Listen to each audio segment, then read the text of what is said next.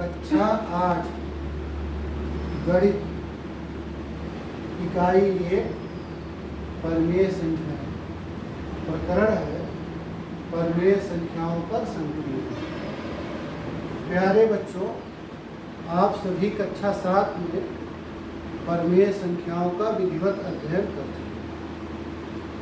ऐसी सभी संख्याएं जिनको P/Q के रूप में व्यक्त किया जा सके, P/Q के रूप में लिखा जा सके, जहां P और Q दोनों पूर्णांक होना चाहिए और Q का मान शून्य नहीं होना चाहिए, परिमेय संख्याएं। परिमेय संख्याओं को बारे में आप कक्षा 7 में अध्ययन। अब एक छोटा सा प्रश्न कि जिस प्रकार प्राकृतिक संख्याओं, पूर्ण संख्याओं और पूर्णांकों में मूल संक्रियाएं की जाती हैं। मूल संक्रियाएं आपको पता है कि 4 हैं: जोड़, घटाना, गुणा और। तो प्राकृतिक संख्याओं, पूर्ण संख्याओं और पूर्णांकों में ये चारों संक्रियाएं हैं। तो प्रश्न यह है कि क्या परिमेय संख्याओं में भी ये चारों मूल संक्रियाएं होती हैं, की जा सकती हैं इनके बीच?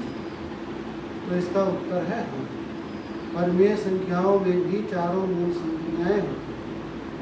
आइए पहले हम इन परिमेय संख्याओं की मूल संक्रिया योग के बारे में देखते हैं। परिमेय संख्याओं पर योग, परिमेय संख्याओं का योग, परिमेय संख्याओं का योग।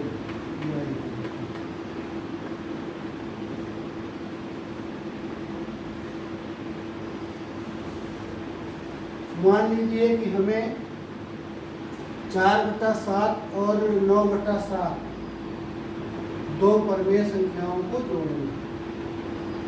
4/7 और 9/7 को जोड़ना।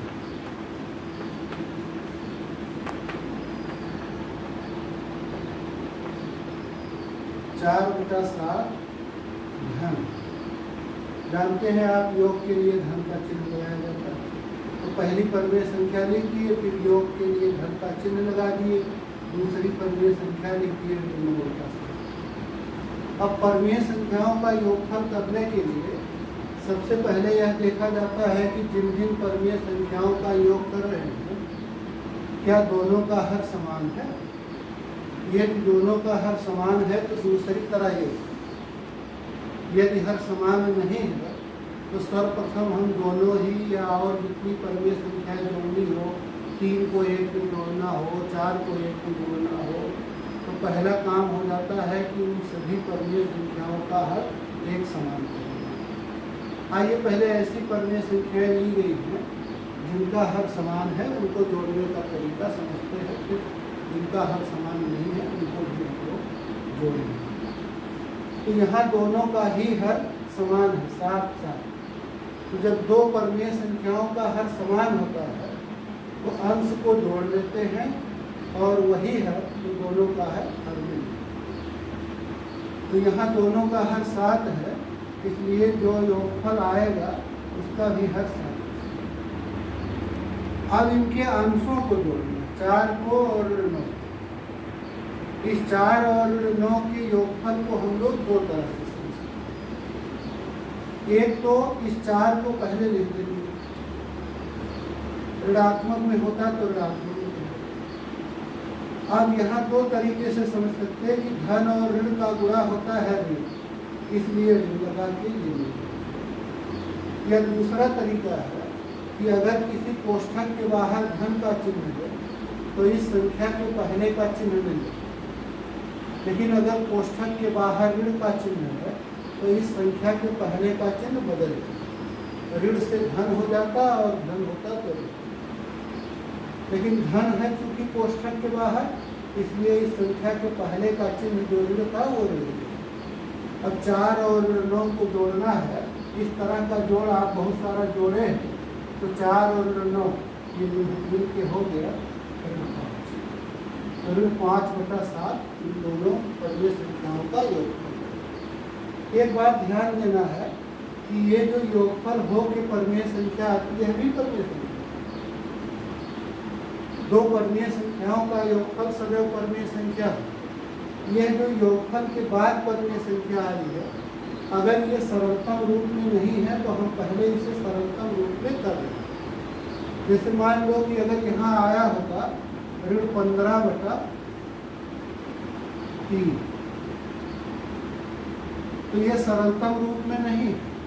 पहले इसको सरलतम रूप में कर लेते, 3 से अंश और हर दोनों कट रहा है, इसलिए काट ये बच जाएगा ऋण 5/1 अर्थात ऋण 5। ये आप सरलतम रूप होगा। और अगर पहले से सरलतम रूप है तो अब इन्हीं परमेय संख्याओं का योगफल हम संख्या रेखा के आधार पर भी करते हैं। संख्या रेखा के आधार, आइए देखें इन दोनों को जोड़ते हैं तो संख्या रेखा पर कैसे जोड़ते हैं। तो उसके लिए हम अपनी कॉपी में एक रेखा खींचते हैं। इस रेखा पर बराबर बराबर दूरी पर चिन्ह करना पड़ेगा।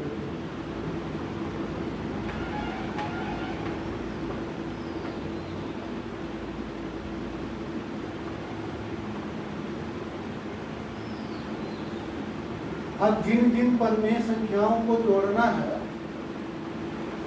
इन दोनों के ही बटे में 7 है, इसलिए इस संख्या रेखा पर एक बिंदु से दूसरे बिंदु का विस्थापन 1/7 का है। तो यहाँ हम अगर शून्य लिख देते हैं बीच में, तो पहले बिंदु तक का विस्थापन 1/7, फिर 1/7 का करेंगे तो वहाँ तक हो जाएगा 2/7, 3/7, 4/7, 5/7, 6/7, 7/7, 7/7 सरल होके 8/7 ऐसे है।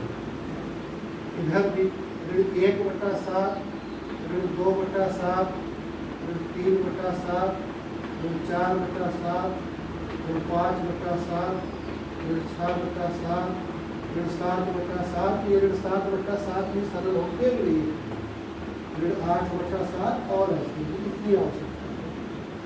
हाँ, अगर दोनों का हर मान लो 11 होता तो एक बिंदु से दूसरे बिंदु का विस्थापन 1/11, 1/11, 2/11, 3/11, 4/11 ऐसे ही ऋण 1/11, ऋण 2/11, ऋण 3/11।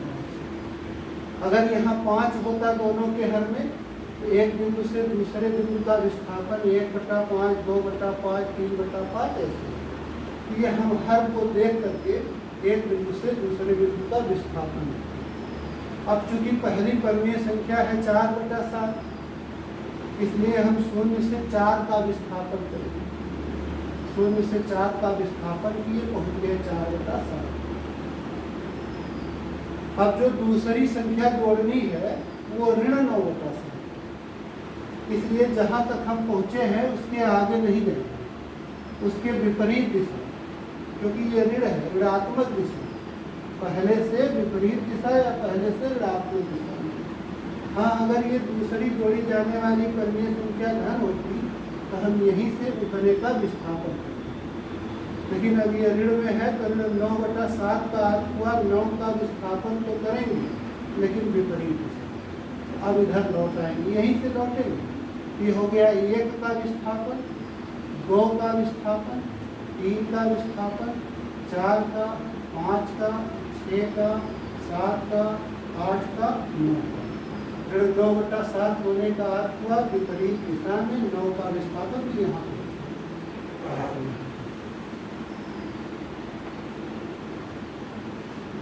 अब हम केवल शून्य से देखें, जहाँ पहुँचे थे वहाँ से तो हो गया 9 का, लेकिन जहाँ यहाँ से शून्य से देखें तो शून्य से केवल 5 का विस्थापन है और विपरीत दिशा में है, इसलिए ये ऋण 5/7 पर पहुँचे हैं।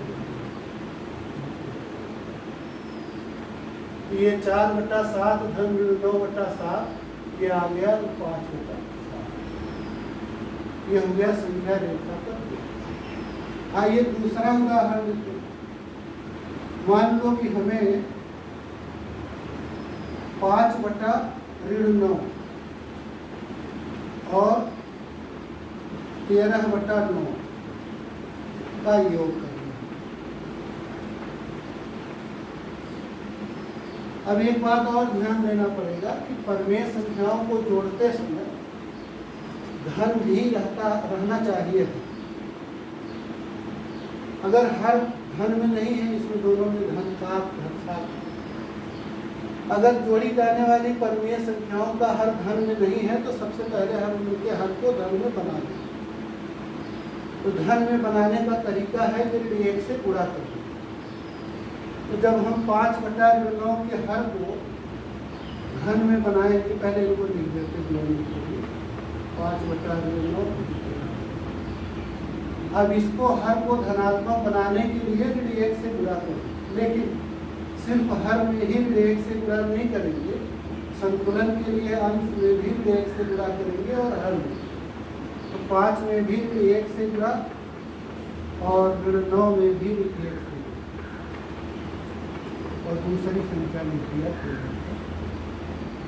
तो ये हो गया 5 गुणे ऋण 1 ऋण 5, ऋण 9 गुणे ऋण 1 ये हो गया धन में 9, धन में बनाना चाह रहे थे, धन में हो गया धन 13/9। अब यहाँ भी ऐसी परमेय संख्याओं का योग करना है जिनमें दोनों का हर समान है। तो जितना हर रहता है वही हर जोगफल वाले में भी आता है।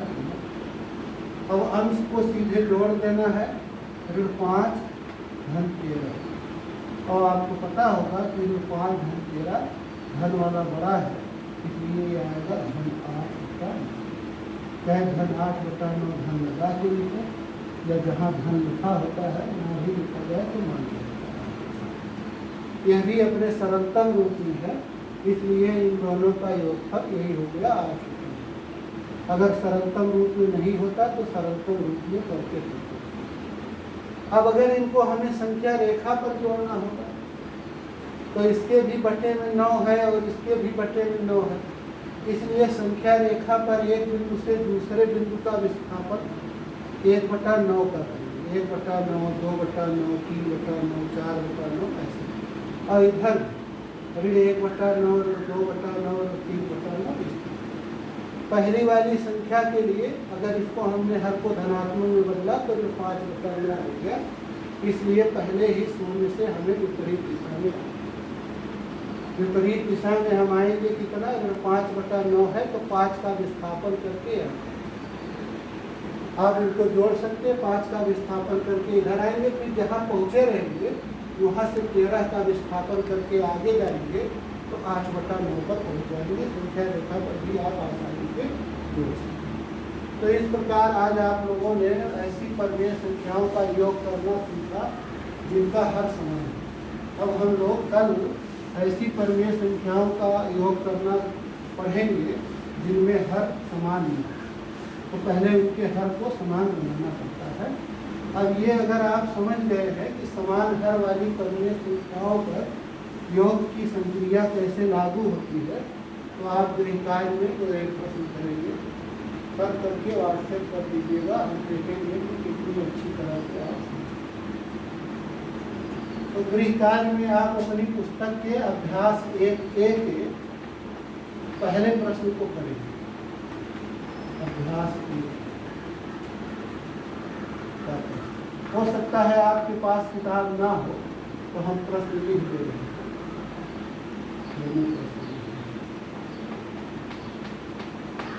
पहला इसमें है, पहले एक ही है, उसमें 2 खंड है।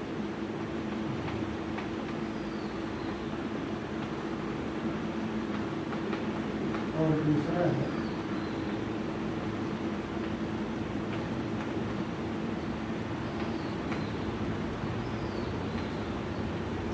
इन दोनों को ही आप साधारण ढंग से और साथ ही साथ संख्या रेखा पर जोड़ करके दिखाइए। एक और लिख दीजिए, 3 हो जाए। एक और लिख दीजिए।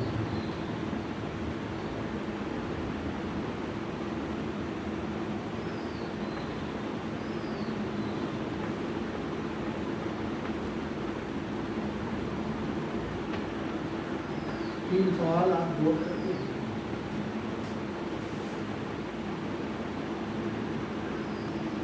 तो ये आप लोग गृह कार्य करके दिखाइए मुझको। तो फिर हम आगे इसके बाद आपको